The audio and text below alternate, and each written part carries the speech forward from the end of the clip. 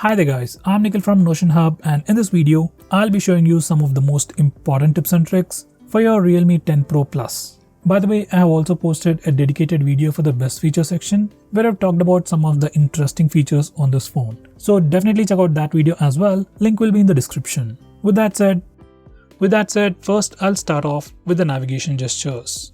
Once you turn on the navigation gestures, you can swipe from the bottom of the screen to go home. You can swipe and hold for recent apps. To go back a step, you can swipe from the left side of the screen or the right side of the screen and your phone will take you back a step. For Google Assistant, you can swipe from the bottom left corner or the bottom right corner diagonally and it will trigger Google Assistant. Besides that, you can also quickly switch between applications by simply swiping left or right on the bottom bar of the screen. This particular feature works just like on an iPhone.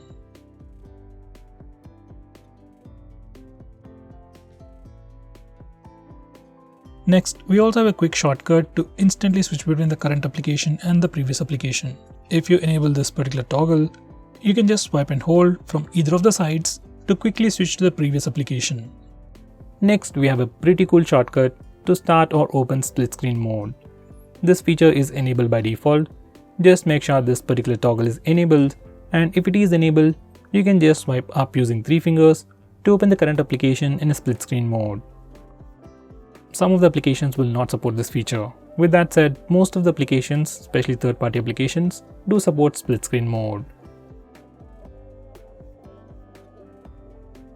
Next, we have an interesting feature called flexible windows. Now this feature allows you to open applications in a pop-up window. Once you enable this feature, you'll get a sidebar along with an indication. You can just swipe on it to open the sidebar. You can just click on any of them to open an application in a floating window. Besides using the sidebar, you can open this flexible window directly from the recent apps page. Once you're in the recent apps page, just press and hold on the application and move it to the top. You'll get animation at the top, and once you see that, you can release the app and that application will open in a floating window. Now you can move around this app just by holding the bar at the top. Now you can use this floating window just like a regular application. Now we can also resize this floating window by just dragging the bottom left corner or the bottom right corner. If you resize it to become much smaller, it will enter the mini mode. In the mini mode, it will become a standard size and go to the top left corner or the top right corner. Now in this mode, you can just do a single click to open that application in a floating window, or else do a double click to open that application in a full size window. I mean like a full sized application.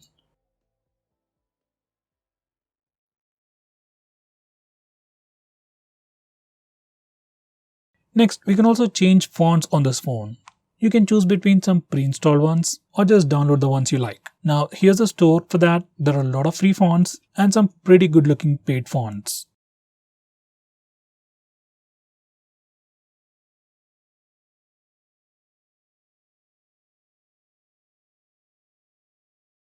Next, I'm going to show you how you can hide files. Now on this phone, there's a feature called Privacy Safe, which allows you to hide files. Any file like documents, video files, music files, you can literally hide any files. Once you enable this feature, you can directly go to the Privacy Safe and hide files, or else no matter where you are, whether it's the gallery or a file manager, you can select the file and click share and then send it to the Privacy Safe. And that particular file will be automatically hidden. It's a pretty cool feature that comes built into the phone. Next, we can also hide applications on your phone. Let's say you want to hide some net banking related applications or authenticator applications, then you can do that on this phone. You just go to the settings, hide apps, and from here, just set up the password and the keyword stuff. And once it's done, just select the applications that you want to hide, click OK, and all those applications will be hidden from the default app drawer. Now to open those hidden applications, just open the phone dialer, enter the secret code, and now you can access those hidden applications. By the way guys, your phone really doesn't actually hide those applications. It'll just hide it from the default home launcher. If you install a new launcher or if you directly search for those apps in the Play Store, you can still find them. Well, there's no problem with the phone, it's just how the feature works. Next, I'm going to show you how you can lock applications. Once again, if you have some security related apps that you don't want others to open easily, then you can lock all those applications. Just go to settings and from the privacy section, you can access the lock apps feature. From here, you can lock all the applications that you want. By the way, we can also use face unlock and fingerprint unlock to unlock those locked applications just for a bit more convenience. If you're going to lock up some important apps like net banking applications or something related to stocks and stuff, then I would recommend you not to use the fingerprint and face unlock features. Better enter the password yourself. Next we have Smart Sidebar. Now this is another super handy feature.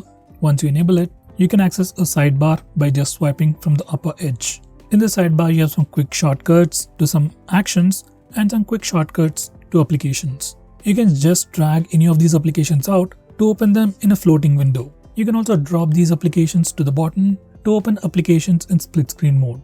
It's a super useful feature.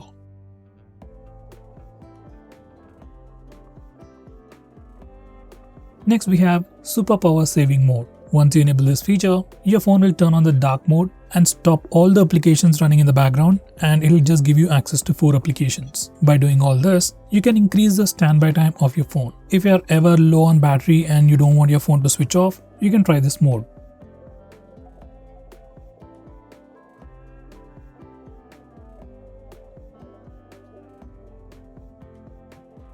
Next we have a new gesture called Icon Pull Down Gesture. Now once you enable this feature, on your home screen you can swipe diagonally on the left side or right side to quickly pull down all the icons near your finger. It's just a quick and easy way to reach out applications just with a single finger.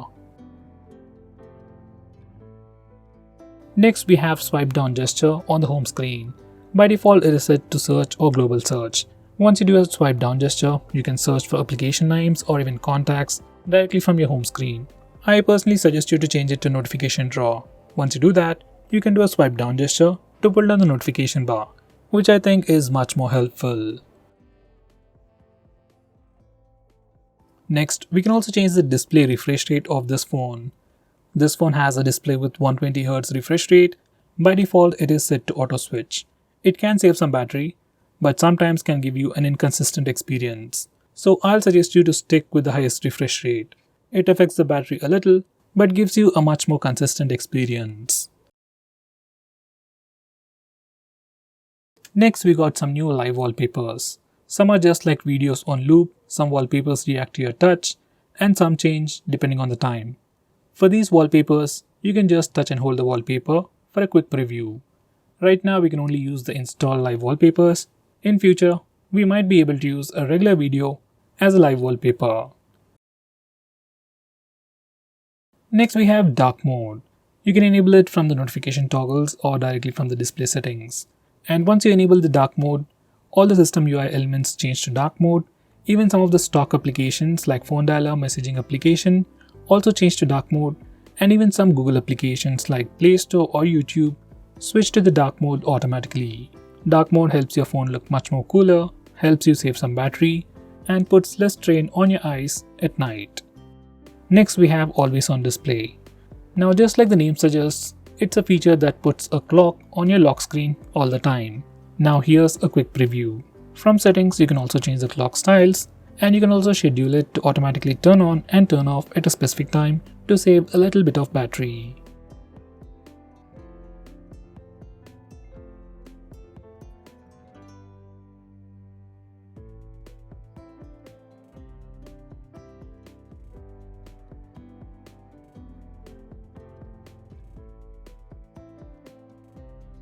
Next, I'm going to show you different ways to take a screenshot on this phone. So first we have the normal way where we can use the buttons. Just press the volume down and power button both at the same time to take a screenshot. Next we have 3-finger screenshot gesture. Now this feature is enabled by default. To take a screenshot, you can just swipe down using 3 fingers and your phone will take a screenshot. It's just like pressing the buttons, but instead of pressing the buttons, you just need to swipe down using 3 fingers and your phone will take a screenshot. Personally, this is my favorite way to take a screenshot. Next, I'm going to show you how to take a long screenshot. For that, first take a regular screenshot and then click on the preview. Now select scroll. Now you need to scroll the page. And once you're done, you'll get a long screenshot. Next, I'm going to show you how to record the screen on your phone. For that, first go to the toggles. And if you can't find the screen recording option, you need to click this button over here and search in the extra toggles. We have a dedicated toggle called Start Screen Recording. Just bring it up. And now we can start video recording just by using this toggle. Just click it and screen recording should start in 3 seconds. If your phone asks for any permissions, just grant them all.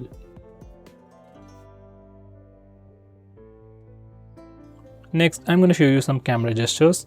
First, we have touch. Once you enable this feature, we can take a picture by just touching the preview screen. It works for both the rear camera and even for selfies.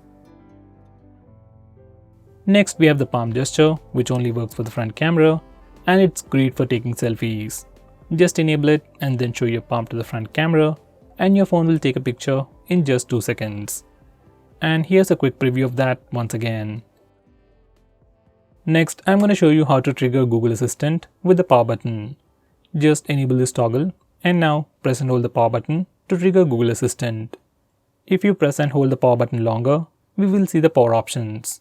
If you are using navigation gestures, this is pretty useful.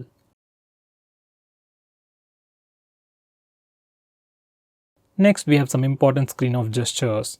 We have things like double tap to wake. We can also draw a note to open the camera application. Next, we can draw a V to turn on the flash. We also have more like music controls and custom shortcuts. But most of the time, I just draw V to turn on the flash. And to turn it off, we can press the power button.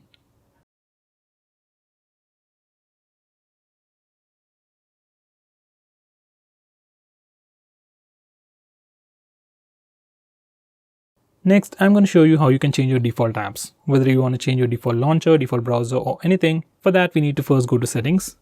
Once you're in settings, select app management, then select default apps. Now from this page, you can change your default launcher, default SMS application, browser and so on. I would definitely recommend you to change your default browser to Google Chrome. Next, I'm going to show you how to display the battery percentage on the status bar. For that, go to settings, then select notification and status bar, and then enable this toggle. Once you do that, we can see the battery percentage on the status bar. In the same way, if you want to see the network usage on the status bar, enable this toggle.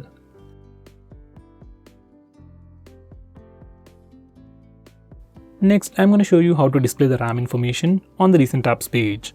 For that, go to settings, then select additional settings, and now enable this toggle. Once you do that, we can see the RAM or memory information in the recent apps page.